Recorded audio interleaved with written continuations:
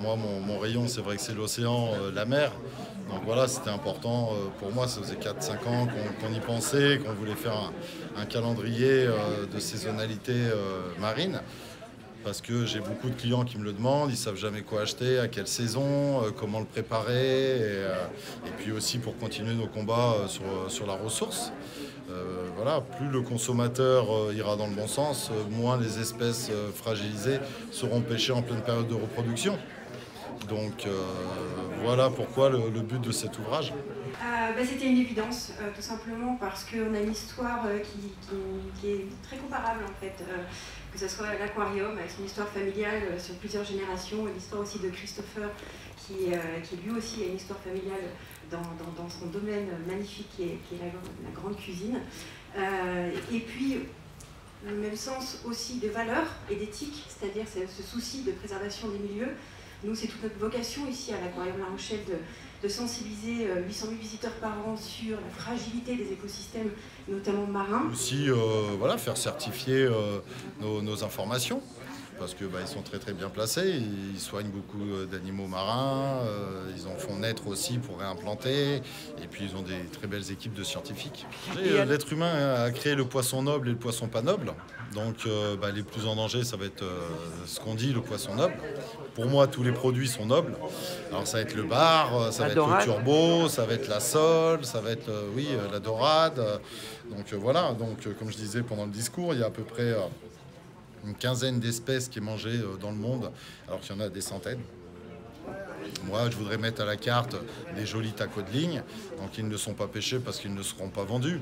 Donc, voici aussi le but d'un livre comme ça. C'est de faire connaître d'autres espèces avec d'autres tours de main et inviter les gens à les goûter pour pouvoir développer une économie artisanale aussi. Parce que ce qui va en déboucher, c'est que la pêche aussi artisanale est en souffrance, parce que c'est la pêche industrielle qui détruit les océans.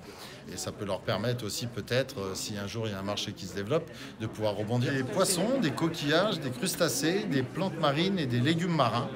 Alors des légumes qui ne méritent pas de terre, qu'on n'a pas besoin d'arroser, donc pas besoin de terre arable, donc et très très sain pour la santé, rempli de vitamine 6, vitamine 8, des oligo-éléments, et qu'on sait les travailler qui sont délicieux.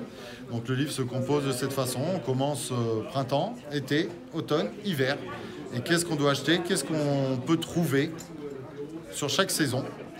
Alors on va plus loin, on indique aussi les dates à laquelle ils se reproduisent, donc la date à laquelle il faut le consommer, la taille à privilégier, parce qu'on voit sur l'étalage des fois des poissons qui sont trop petits, qui ne sont jamais reproduits, donc ceux-là, il faut les bannir, donc on donne la taille, et la méthode de pêche à préconiser aussi. Et un petit tour ou deux, voire trois, sur chaque espèce en cuisine, un petit tour de main. Écoutez, on va prendre l'exemple du bar. Le bar va partir sur les frayères au large de nos côtes fin décembre et va revenir début avril. Et toute cette période, il est en reproduction. Et il arrête de se nourrir. Donc ce sera, si vous mangez un poisson, un bar au mois de février, il sera fibreux, il sera nerveux, il sera fatigué, il n'aura pas de gras. Et donc la chair sera pitoyable à travailler, on ne va pas se mentir, il sera tout maigre. Et en plus, ce qui est important, c'est que, comme sur la viande, dans un poisson, ce qui apporte le moelleux et le goût à un poisson, ça va être son gras.